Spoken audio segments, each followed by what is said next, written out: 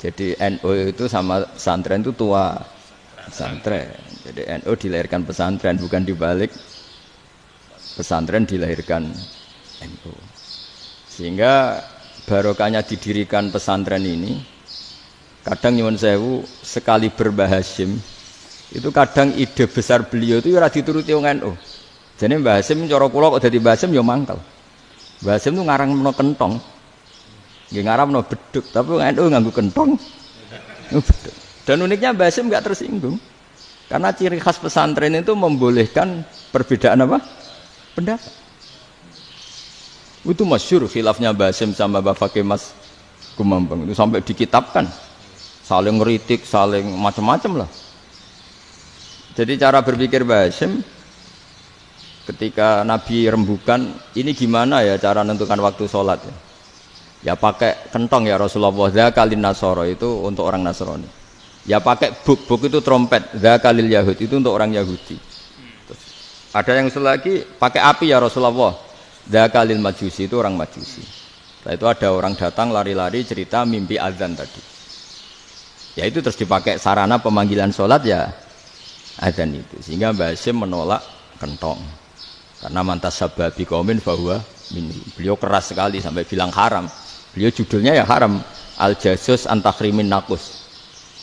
Setelah naskah itu sampai ke Mbah Fakih Mas Kumambang di Gresik situ, di daerah Dukun situ.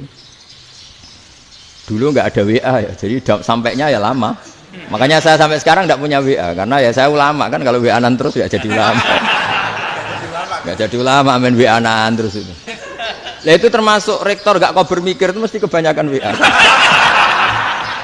Karena kan otaknya didikte oleh sesuatu yang masuk. Sesuatu yang dilihat itu kan pasti mendikte kita. Beda kalau yang enggak WA-an kan mikir apa kita yang menentukan. Kalau WA-an kan kita ditentukan. Mau mikir anaknya butuh apa gara-gara WA informasi Jakarta mikir Jakarta. Padahal secara kewajiban ngapain kamu orang Malang mikir Jakarta. Gara-gara WA mikir Jakarta belum selesai ada berita di Sulawesi, mikir Sulawesi. Habis itu mikir NTT. Makanya semua orang sekarang merasa tokoh nasional gara-gara informasi yang masuk itu nasional. Jadi Mas Yo RT yang mikir gimana Gus Indonesia. Padahal RT sampai lupa kalau dia itu RT. Jadi semua orang sekarang merasa tokoh nasional. Dan itu gara-gara apa coba? Akhirnya semua orang juga punya ide tentang nasional. Harusnya negara itu gini-gini. Jebule wonge sing duwe ikon itu sapa? RT. Ribet kan? Saya teruskan, setelah naskah itu sampai ke Kiai Fakih Mas Kumambang, beliau itu marah besar. Ini harus dilawan, dan saya bukan karena benci Mbah Hasyim. Beliau teman saya ketika ngaji Kiai Mahfud di Mekah. Jadi Mbah Fakih dan Kiai Hasyim itu teman ketika ngaji di Mekah. Terus cara ngelawan tuh lucu. Lucu. Gak ilmiah, tapi gak ilmiah wong alim tetap ilmiah. Di mana-mana serupa itu tidak sama. Ya kalau mungkin zaman Nabi di Madinah itu, zaman itu, kentong itu identik dengan milik Nasrani. Di Indonesia beda. Pos kampling ya kentong, kebakaran ya kentong, wae sarapan orang di LP ya pakai kentong. Jadi tidak ada jaminan kalau kentongan itu identik dengan Nasrani. Lalu haramnya di mana? Yang di mana-mana tasabuh itu identik. Ini tidak identik. Mulai masalah kan? Mulai masalah. Jadi beliau gaya judul Hazruus. Hazruus itu kepala bergeleng-geleng. Sekarangan kok ngene jadi sekarangan kok provokatif gitu gitu. Nah. Dan itu Mbah Hasyim ya hormat Mbah Fakih hormat Mbah Hasyim. Saya sendiri secara pribadi itu lebih suka pendapat Mbah Hasyim sebetulnya. Karena bagi saya sholat itu sakral. Ya sudahlah kalau sakral ya dipanggil dengan sesuatu yang sakral yaitu kalimat thayyibah azan. Tapi saya tidak akan bilang kalau kentongan itu haram. Karena kalau haram alasannya mirip orang Nasrani. Sementara pos kampling ya pakai kentong, ada banjir ya kentong, ada kebakaran ya kentong. Jadi tidak identik untuk misa atau untuk sholat ala Nasrani. Tapi itu dulu ya rileks saja. Dua beliau itu ya saling menghormati, padahal saling kritik. Dan dulu ulama yang beda madhab itu ya saling menghormati. Imam Syafi'i itu kalau sholat di kawasan Masjid Abi Hanifah ya tidak kunut. Ketika ditanya kenapa kamu tidak kunut sementara engkau berpendapat kunut itu sunat, ikroman di hadal madhab, saya sangat menghormati madhab. Imam Ahmad bin Hanbal itu berpendapat kalau orang pakai bekam, pakai iftisot atau hijamah itu batal sholatnya. Sementara Imam Syafi'i mengatakan tidak batal apa sholatnya atau wudunya tidak batal. Tapi Imam Ahmad itu ditanya, apa kamu makmum Syafi'i? Bagaimana mungkin saya tidak makmum sama wali kutub seperti Imam Syafi'i? Padahal menurut keyakinan Imam Ahmad ini sholatnya batal. Ini habis iftijam udah wudu. Tapi tetap saja beliau, karena perbedaan pendapat di furu' itu lazim. Ya orang boleh berdebat lah. Ketika Unisman datangkan saya, itu saking senengnya kiai, apa saking sombongnya sampai ngatur kiai, kan nggak pernah bisa diperdebatkan. Itu kan orang boleh debat kan. Itu saking angkuhnya apa saking senengnya, kan nggak jelas kan. Kan dan orang boleh setuju pendapat saya, yaitu ngatur kiai itu haram. Setuju juga Pak Rektor, ekspresi mahabbah itu ya macam-macam. Dulu sahabat ya gitu, sahabat itu ada yang nggak kenal wajahnya Nabi sama sekali sampai akhir hayatnya. Ketika ditanya, lo kamu itu sahabat kok nggak tahu wajahnya Nabi?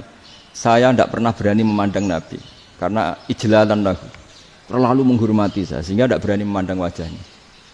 Ada sahabat yang penggawaannya dulu wajah Nabi sampai bisa nyifati alfiu faminunil hajib, sampai bisa nyifati detail karena dulu wajah Nabi itu ibadah.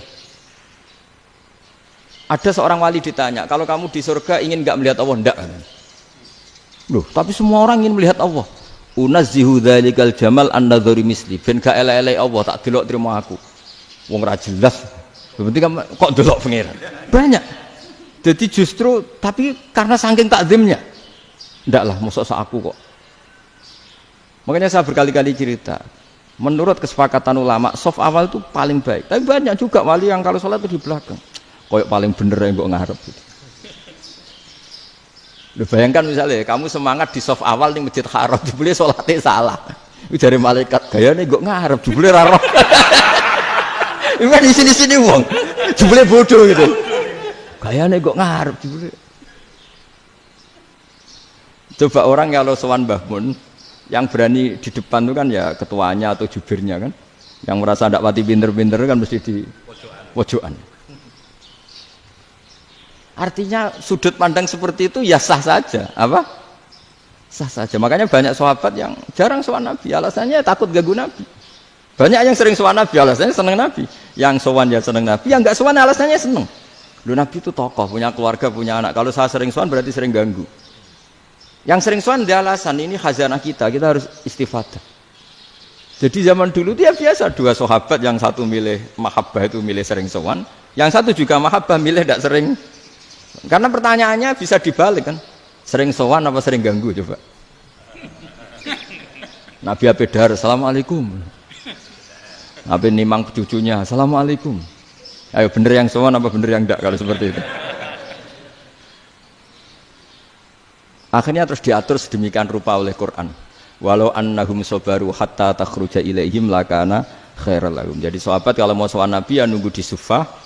Kalau Nabi keluar berarti milik publik. Sekali masuk ke dalam tidak ada berapa yang berani sowan. Itu la tadkhulu buyutan Nabi illa ayyudzana lakum. Kalau soal sampai masuk dalam harus nunggu dipanggil. Karena sekali Nabi masuk dalam itu milik privat keluarga, milik istrinya, milik cucunya, milik keluarganya. Jadi Nabi sekali keluar ke ruang itu berarti milik publik. Itu terus jalan tengah. Karena kalau langsung masuk, bayangkan saya itu sering menyaksikan. Mbah Mun habis ngaji 2,5 jam ngaji Jalalain. Baru masuk, assalamualaikum. Padahal yai mungkin mau ke kamar mandi, mau ini itu. Jadi dulu itu Quran sangat modern. Sebelum ada dokter ngatur tamu, rektor ngatur tamu itu Islam sudah modern. Dia kan nggak fair kan? Misalnya saya ke Unisma harus janjian pakai ini. Terus kalau misalnya kesini selonang-selonang kan lucu kan, mentang-mentang kiai terus juga sowan-sowanan selonang-selonang. Padahal kalau kita mau ke mereka pakai protokol. Sering tidak fair dunia ini, tapi karena aku kiai ra oleh gelo ya sudah. Akhirnya saya memutuskan gak gampang kemana-mana karena itu.